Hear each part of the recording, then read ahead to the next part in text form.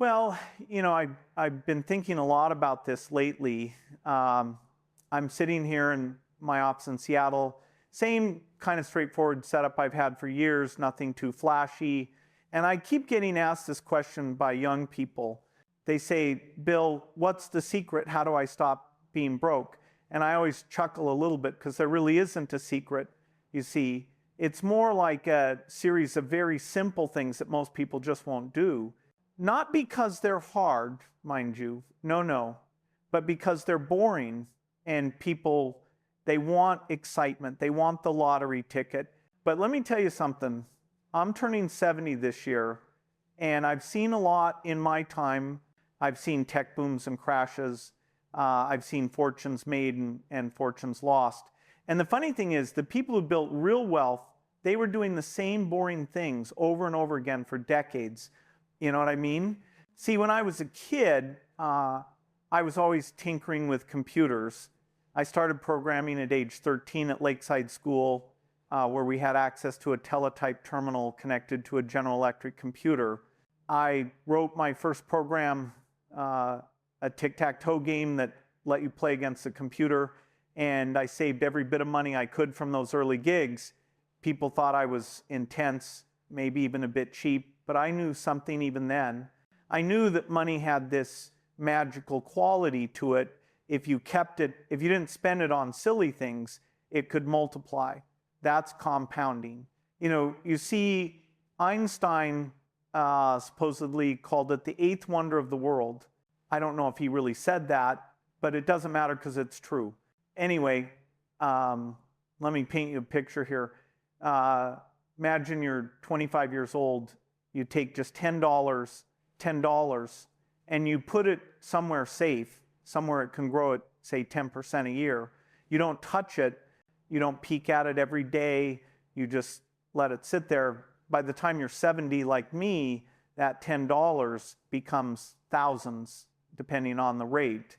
Now, that's not going to make you rich, obviously, but that's just $10, you see. Imagine if you did that with $100 every month or $1,000. The math gets pretty exciting pretty fast. But here's the thing, and this is important. Most people won't do it. They'll take that $10 and buy something they don't need. A fancy coffee, a new gadget, whatever's trendy that week. And that's fine. Everyone deserves a little pleasure. But if you do that every time, if you never save anything, well, you're going to stay exactly where you are. I learned this from my father. Actually, my dad was a lawyer during tough times, and he saw people lose everything, because they didn't understand this basic principle. He told me once, he said, Bill, don't spend what you don't have. Don't borrow unless you absolutely must, and always pay yourself first. Pay yourself first. That's a phrase I've used for decades now, and it shaped how I approach money. What it means is simple. Before you pay your rent, before you buy groceries, before you do anything else, you take a portion of what you earn and you put it away. You invest it, you save it, you make it work for you. Most people do it backwards. You see, they pay everyone else first, the landlord, the credit card company, the car loan, and then whatever's left over, if anything, they might save, but usually there's nothing left. So they save nothing, and they wonder why they're not getting ahead. Well, if you're always at the bottom of your own priority list, how can you expect to build wealth? I still live in the same house I built back in the 1992nd in Medina, Washington. It's a nice place, sure, but people think it's crazy for someone like me. They say, Bill, you're one of the richest men in the world. Why don't you buy multiple mansions or live even more extravagantly? And I tell them, I am living like a billionaire, my kind of billionaire. See, I don't need 10 houses. I don't need a fleet of cars. I don't need a yacht. Those things don't make me happy. What makes me happy is, well, it's freedom, financial freedom, the freedom to do what I want, when I want, with who I want. And you can't have that freedom if you're drowning in debt, if you're spending every dollar you make, or worse, spending dollars you don't even have. then you're a prisoner. You're working for your stuff instead of your stuff working for you. Let me tell you a story about my friend Paul Allen. Paul passed away a few years ago, and I miss him every day. Paul was brilliant, one of the smartest men I ever knew. And you know what Paul used to say? He'd say, Bill, the big money is not in the rushing around, it's in the waiting and the smart choices. The waiting, that's the part nobody wants to hear, because waiting is boring, it's not sexy, you can't brag about it at parties. Hey, guess what I did this week? Nothing. I just let my investment sit there. People laugh at that, but you know what? While they're laughing and day trading and chasing the hot stock of the week, I'm getting richer in my sleep because I'm not doing anything. I'm just waiting, letting compound interest do its thing. See, most investors, most people really, they have no patience. They want results now. They see a stock go down 5% and they panic, they sell. They see another stock going up and they jump in, usually right before it crashes. They're like a farmer who plants corn in the morning and digs it up in the afternoon to see if it's growing. You can't build wealth that way. You just can't. I remember back in 2008, 2009, the financial crisis, the world was falling apart, or at least it felt like it. People were terrified. The stock market was cut in half, and everyone was selling. They were panicking. They were sure it was the end. And you know what I did? I kept investing wisely. I focused on long-term opportunities, even as things looked bleak. People thought it was risky, but I hadn't lost my mind. I just understood something they didn't. I understood that fear is the enemy of wealth. When everyone's scared, that's when the opportunities appear. That's when things go on sale.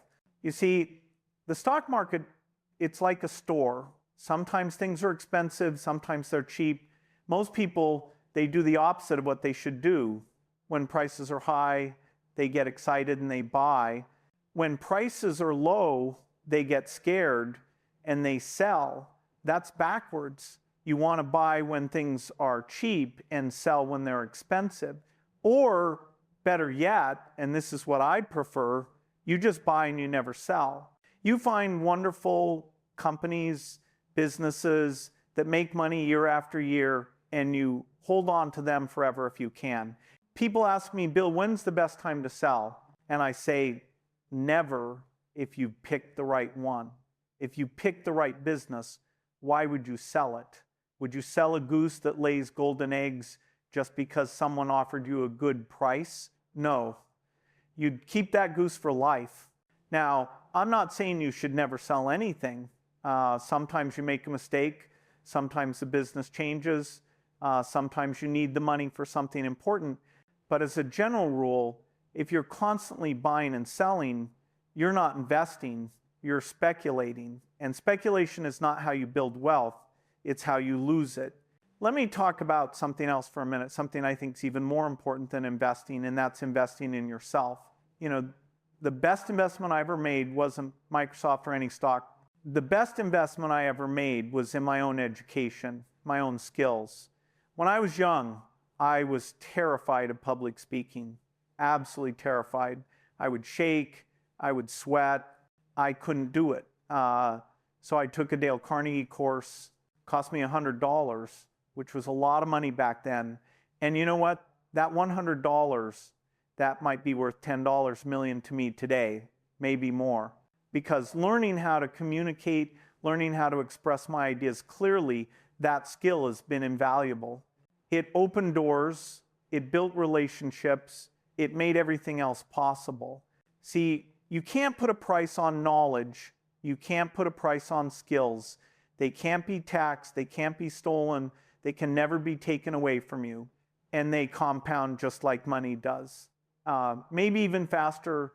Every book you read, every skill you learn, every wise person you talk to, it all adds up. It all builds on itself. And over time, you become more valuable to yourself, to others, to the marketplace. I still read 5-6 hours a day. People ask me what my secret is, and I tell them, read. That's it. Read everything you can. read annual reports, read biographies, read history, read about businesses and people and ideas. Fill your mind with useful knowledge. Because here's the thing, the world rewards value. If you can provide value, if you can solve problems, if you can make people's lives better, if you can create something useful, you will never be poor. You might start poor, sure, but you won't stay poor. I grew up in a comfortable family, but we weren't extravagantly wealthy. My dad was a lawyer. My mom was involved in community work. But I never felt limited because I had something more valuable than money. I had curiosity. I had drive. I had this burning desire to understand how things worked, how technology could change the world, how software could empower people. And I'll tell you something, that desire, that curiosity, it's worth more than gold. Because once you understand how money works, once you understand how wealth is built, you can't unsee it. It's like learning to read. Once you know forever. Now, let me talk about something that might surprise you, something I think is absolutely critical if you want to build wealth. And that's, well, it's who you spend your time with. You are the average of the 5 people you spend the most time with. I didn't come up with that phrase, but it's true.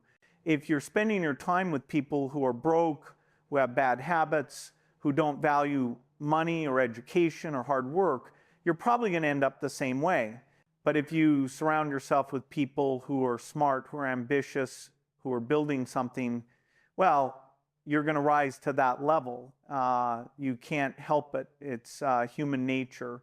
Paul Allen was one of those people for me. Every conversation with Paul made me smarter. He'd challenge my ideas. He'd point out my blind spots. He'd make me think harder. And over decades of partnership, I became a better innovator, a better thinker, a better person because of him. You don't need 5 brilliant friends. You might not even need one. But you need to be careful about who you let into your inner circle, because those people, whether you realize it or not, they're shaping you. They're influencing your decisions, your beliefs, your habits. And habits, that's another thing I want to talk about, because honestly, I think your daily habits matter more than anything else, more than your job, more than your education, more than your starting point in life. You show me someone's daily habits and I'll tell you where they're going to be in 10 years. It's that simple. When I was young, I developed a habit of saving every dollar I made from early programming jobs or Trafo Data, our traffic counter business. I saved a portion. Didn't matter if it was small, I saved it, and that habit, it became automatic. I didn't have to think about it anymore. It was just what I did. Same thing with reading. I developed a habit of reading every day. Rain or shine, busy or not, I read. And now, decades later, I'm still doing it. It's not hard anymore. It's not a chore, it's just who I am. See, that's the power of habits. Once they're established, they run on autopilot. You don't need willpower anymore. You don't need motivation. You just do it because it's what you do. But here's the tricky part. Bad habits work the same way. If you develop a habit of spending every dollar you make, that becomes automatic too. If you develop a habit of eating junk food or watching TV all evening or scrolling on your phone for hours, those habits compound too, but in the wrong direction. So you have to be intentional about it. You have to choose your habits carefully, because your habits are building your future one day at a time, and you can't see it happening. It's too slow. But over years and decades, your habits become your destiny. I remember when I started Microsoft, people don't realize this, but Microsoft started small in Albuquerque, then moved to Bellevue. It was a scrappy operation at first. I made mistakes early on, like reviewing every line of code myself, which worked for a while but wasn't scalable. But you know what I learned from those mistakes? I learned what makes a good business versus a bad one. I learned that some ideas no matter how hard you work, they're never going to be great if the timing or market isn't right, and they're in declining areas or have too much competition. The economics just don't work. And I learned that, well, I'd rather build a wonderful business at a fair pace than chase quick wins that fizzle out.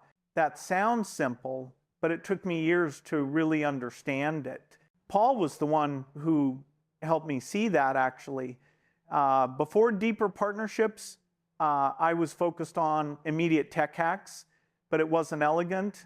And more importantly, it didn't compound the way great innovations do, because a great business just keeps getting better.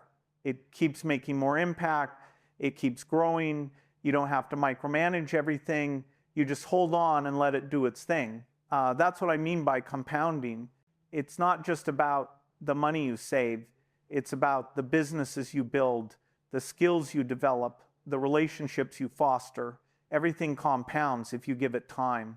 Now, I know what some of you are thinking. You're thinking, Bill, that's easy for you to say. You started with more than I have. You had advantages. And, well, maybe that's true. I had a good family. I had access to education. I was lucky in a lot of ways. But I'll tell you this, I also knew plenty of people who had more advantages than me and ended up with nothing. And I've known people who started with nothing, absolutely nothing, and built fortunes. The difference wasn't luck. It was habits. It was patience. It was discipline. See, you don't need to be a genius to build wealth. I'm not a genius. I'm really not. I just do a few simple things, and I do them consistently for a very long time. That's it. That's the whole secret, if you want to call it a secret. Here's another thing I've noticed over the years. Rich people think differently about money than poor people do. And I don't mean that in a judgmental way. I just mean the mindset is different. Poor people see money as something to spend. They work, they get paid, they spend it, and then they go back to work. It's a cycle. They're trading their time for money, and then they're trading that money for stuff. And at the end of the month, they have stuff, but no money. Rich people see money as something to invest. They work, they get paid, they invest it, and then that investment makes more money. So they're not trading time for money anymore. They're building a machine that makes money for them. And over time, that machine gets bigger and bigger until they don't need to work at all if they don't want to. That's financial freedom. That's what everyone should be aiming for, not a fancy car or a big house. Those are just expensive burdens. No, what you want is freedom. The freedom to say no to things you don't want to do. The freedom to say yes to things you do want to do. And the only way to get that freedom is to build that machine. You build it $1 at a time, one investment at a time, one good decision at a time, and you protect it. You don't let it get eaten away by debt or taxes or stupid purchases. People always ask me about debt. They say, Bill, is debt always bad? And the answer is, well, it's complicated. Some debt is okay. If you borrow money to buy a house that you can afford and you're getting a reasonable interest rate, that's probably fine. If you borrow money to start a business that has real potential, that might be okay too. But consumer debt, credit cards, car loans for cars you can't afford, borrowing money to buy stuff you don't need, that's poison. That's the opposite of compounding, because now you're not just failing to save, you're actually going backwards. You're paying interest on top of the purchase price. You're making someone else rich while you get poor. I've never borrowed money to buy a car, never. I've always paid cash, and I've never bought a car I couldn't easily afford. My current car is, I think it's 10 years old now, maybe older. It runs fine. It gets me where I need to go. Why would I buy a new one? People think I'm cheap, and maybe I am, but I prefer to think of it as sensible. Every dollar I don't spend on a car is a dollar I can invest. And that dollar over time becomes $2, then $4, then $8. So by not buying that new car, I'm actually making myself richer. See, that's the choice you're always making. Every time you spend money, you're choosing between having that thing now or having wealth later. And most people choose the thing. They choose immediate gratification over long-term security. And I understand why. I really do. It's hard to delay gratification. It's hard to save money when everyone around you is spending. It's hard to be patient when the world is telling you to live for today, enjoy yourself. You only live once. But that's exactly why most people stay poor, because they do what's easy in the moment and they ignore what's easy in the long run. You know, what's easy? Being financially free at 60, having enough money that you never have to worry again. That's easy if you start young and you stay disciplined. But most people never get there because they choose what's easy today instead of what's easy tomorrow. I remember reading something once. It said, you can have anything you want in life, you just can't have everything you want. And that's true. You have to make choices. You have to prioritize. You have to decide what's really important to you. For me, what was important was freedom, independence, not having to answer to anyone. And I was willing to sacrifice a lot of short-term pleasures to get that. I lived simply for years. Even as Microsoft grew, I drove modest cars. I didn't take fancy vacations. And you know what? I don't regret any of it, because now I have something most people will never have. I have complete freedom. I can do what I want when I want. I don't have to work if I don't want to, though I do want to because I love what I do. I don't have to answer to a boss or worry about paying bills or wonder if I'll have enough for retirement. And that freedom, that's worth more than any car or house or vacation could ever be worth. So if I could give you one piece of advice, one thing to take away from all this rambling, it would be this. Start building your freedom today, right now, this moment. Take 10% of whatever you earn, or 20% if you can manage it, and put it somewhere safe, somewhere it can grow. Open a retirement account, buy index funds, invest in yourself. Just don't spend it, don't touch it. Let it sit there and compound. Do that for 10 years, 20 years, 30 years, and your life will be completely different. You won't be rich overnight. You won't be able to quit your job next year, but you will be building something. You will be moving in the right direction, and that's all you need to do. Just move in the right direction consistently for a very long time. Don't get distracted by get-rich-quick schemes. Don't try to time the market. Don't chase the hot stock or the crypto craze or whatever everyone's talking about. Just do the boring stuff. Save, invest, learn, be patient. I know this isn't exciting advice. I know it's not what you want to hear. Everyone wants the secret formula, the hidden trick, the shortcut. But there is no shortcut. There's just time and discipline and compound interest. That's it. That's the whole game. You know, I think about my life sometimes. I'm 70 years old. I've lived a long time. I've made a lot of money, more than I ever thought possible when I was a kid, tinkering with computers in Seattle. And people think that money must have made my life so much better. They think I must be so much happier than everyone else. But the truth is, the money didn't change me much. I was happy before I was rich, and I'm happy now. The money gave me security. Sure, it gave me freedom, but it didn't make me a different person. It didn't solve all my problems or make life perfect. What made me happy, what's always made me happy, is the process, the learning, the puzzle solving, the challenge of understanding technology and making good decisions. That's what I love. The money is just, well, it's just a way of keeping score. And I think that's important to understand. Money is a tool. It's not the goal. The goal is to live a good life, to do meaningful work, to build relationships, to learn and grow. Money can help with all of that. It can remove obstacles and create opportunities. But money by itself won't make you happy. If you're miserable and you get rich, you'll just be a rich, miserable person.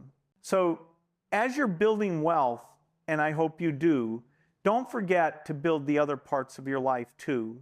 Invest in your relationships. Invest in your health. invest in experiences and memories and the things that actually matter. Because at the end of the day, when I look back on my 70 years, you know what I remember? I remember the people. I remember my family. I remember conversations and laughs and moments of insight. I don't remember stock prices or quarterly earnings or any of that stuff. So yes, build wealth. Absolutely, it's worth doing. But build a life too. Well, I think I've been rambling long enough here. If you've stuck with me this long, I appreciate it. I hope some of this has been helpful. I hope you'll take something away from it and actually use it. Because here's the thing I want you to understand, and this is really important. It is possible to go from poor to wealthy in one lifetime. I've seen it happen countless times. And it's not just possible, it's almost inevitable if you follow the principles I've been talking about. Save a portion of what you earn, invest it wisely, let it compound, don't touch it, be patient, stay disciplined, keep learning, surround yourself with good people, avoid debt, live below your means, do those things. Really do them consistently for decades and you will not stay poor. You might not become a billionaire.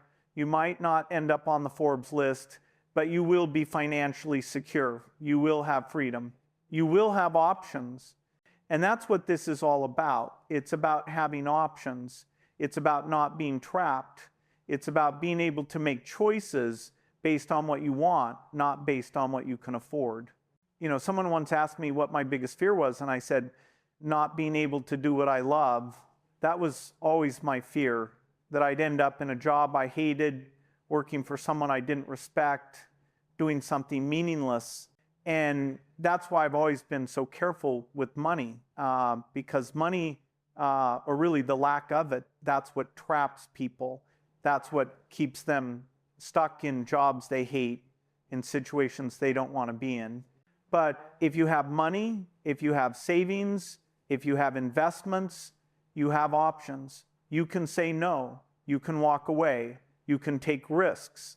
You can pursue opportunities that might not pay off immediately, but could be amazing in the long run. That's freedom. That's what I've been trying to build my whole life, and that's what I hope you'll build too. I've always said you should save like a pessimist, but invest like an optimist. Prepare for the worst, but believe in progress. Build skills that never go out of style. Stay optimistic even when progress is slow.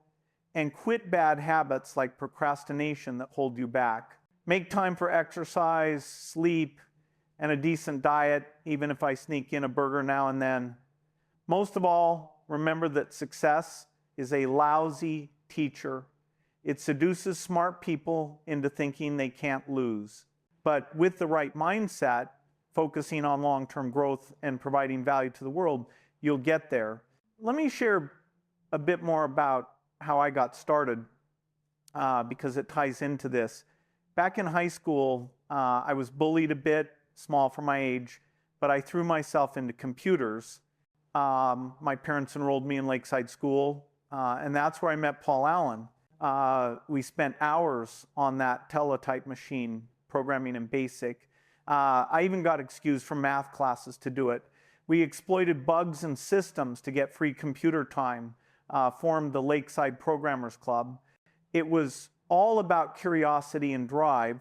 At 17, Paul and I started Trafo Data, building traffic counters with the Intel 8008 processor. It wasn't a huge success, but it taught me about business basics, saving earnings, reinvesting wisely. Then at Harvard, I took tough courses like Math 55, met Steve Ballmer, but I dropped out in 1975 to start Microsoft with Paul. My parents supported it, even though it was risky. We read about the Altair 8800, bluffed our way into a deal for BASIC, and the rest is history. I reviewed every line of code early on, learned from failures like some partnerships that didn't pan out. Through Cascade Investment, I've diversified into things like farmland, Canadian National Railway, Ecolab, and clean energy ventures like Breakthrough Energy. It's about long-term value, not quick flips. On philanthropy, the Gates Foundation has given away over $100 billion in its first 25 years, and will double that in the next 2. My kids get about $10 million each, enough to be secure but not spoiled. The rest goes to health, education, poverty reduction. I signed the giving pledge to give away the majority of my wealth. Why? Because wealth is a tool for good. I funded things like Golden Rice for vitamin deficiencies, the Reinvent the Toilet Challenge for sanitation, and AI for global challenges. Reading is key. I read 50 books a year, from Factfulness by Hans Rosling to business classics. It sharpens my thinking. I schedule my days meticulously, make time for thinking weeks where I isolate and read deeply. That's how breakthroughs happen. On debt, I've avoided personal debt, paid cash for big purchases. Taxes, I've paid more than anyone, over $10 billion, and advocate for higher rates on the rich to reduce inequality. Crypto, I'm skeptical. It doesn't produce value like real investments. Focus on skills like coding, data science. The future's in tech, biotech, renewables. Now, let's talk about something that's on the horizon, something that's going to change everything for a lot of you out there. I'm talking about the biggest transfer of wealth in history, and it's coming fast. You see, over the next decade or 2, we're looking at an estimated $84 trillion, trillion with a T, being passed down from the baby boomers and the silent generation to younger folks like millennials and Gen Z. That's according to reports from places like Cerulli Associates and others who've crunched the numbers. The boomers born between 1946 and 1964, they're sitting on about $53 trillion of that, and the silent generation has another $15.8 trillion or so. This isn't just pocket change, it's the great wealth transfer, and it's going to reshape economies, markets, and lives. Gen X might get around $39 trillion, but the bulk is heading to millennials, about $46 trillion, and even Gen Z will see a piece of it. But here's the catch. A lot of people aren't ready for it. Surveys show that most Americans, especially younger ones, haven't even talked to financial advisors about this. Boomers are the most prepared, with 79% consulting pros, but millennials are at just 61%, and Gen Z at 59%. If you're in line for an inheritance, whether it's a house, stocks, or cash, you need to position yourself accordingly, or you could blow it all. I've seen it happen. People get a windfall and it's gone in a flash because they didn't have the habits or the knowledge to manage it.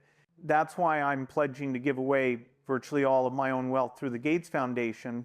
Over the first 25 years, we gave away more than $100 billion. And over the next 2 decades, we'll double that, spending down $200 billion to save and improve lives around the world. My kids, they're getting less than 1% of it, still $1 billion or so. But the rest goes to causes like global health, education, and fighting poverty. Why? Because I believe wealth should be a tool for good, not just hoarded. The Giving Pledge, which I helped start, has inspired hundreds of billionaires to commit to giving away the majority of their fortunes. It's about using money to solve big problems like climate change or pandemics.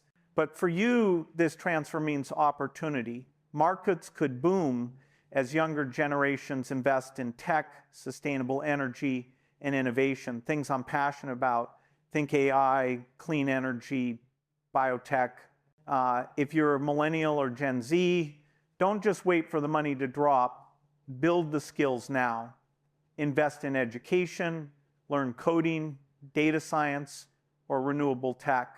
That's where the future is. I've always said the best investment is in yourself. And with this transfer, those who are prepared will multiply it. But watch out for myths. Not everyone gets a huge inheritance. It's concentrated among the wealthy, so don't count on it alone. Build your own wealth machine first. Learn from mistakes, like I did dropping out of Harvard but betting on software. Be patient, compound interest works over decades, and give back. True wealth is impact. In my memoir, Source Code, I talk about being different as a kid, going to therapy, and turning quirks into strengths. Success came from focus, not fitting in. I flew coach until 1997. Even as a billionaire, discipline matters. For fulfillment, I balance work with fun. Bridge, tennis, golf. My home has a massive library with a Gatsby quote engraved. Reading widely lets me see patterns others miss. One tip, organize time well, thinking weeks for deep work. Know the right people, but choose partners wisely, like I did with Ballmer and Adela at Microsoft. Move daily. I prioritize health despite burgers. Be committed. Microsoft succeeded through relentless innovation. Avoid fossil fuels in investments. I divested in 2019. Support policies like higher taxes. I'd gladly pay more. For young people, maximize income, minimize costs, invest surplus. That's my recipe. The world would be better if more read, factfulness, things are improving, but we need optimism with action. So position yourself, start saving, investing, learning today. The transfer is coming. Be ready to make it count. You can do this. I believe in you.